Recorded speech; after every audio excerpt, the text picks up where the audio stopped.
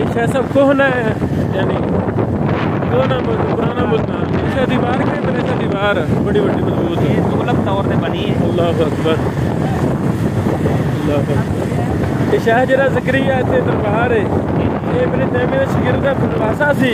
हाँ नबीरा इन्हां दे जेहड़े इल्मुद्दीन सुलेमान बिन अहमद बुरहानी, वाह जी वाह। वो इब्न तैमिया रहमहुल्लाह दा जेहड़ा शागिर्द। अच्छा, शेख ये शायद सामने की सामने की है, ये मस्जिद है, मस्जिद है, बड़ी प्यारी मस्जिद है। गोल चौक है, इसको चौक कंडान है। अच्छा इधर आते हैं, ये शायद मेन ऊपर जो है चढ़ती है, ये जो है किला की तरह जो है ऊपर जाते हैं। ये शायद सा मंदिर वगैरह इतने हो ना आन के तबाह किया सी मुखबिर कासिम साहब ने, वो दिखाने। वाह जी वाह, वाह जी वाह।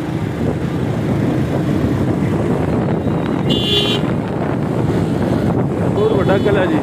ये शायद बिल्डिंग पुरानी है, हज़ारों साल पुरानी।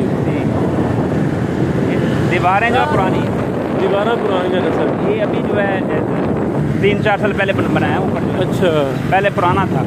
कबूतर से किला नहीं खेले जी।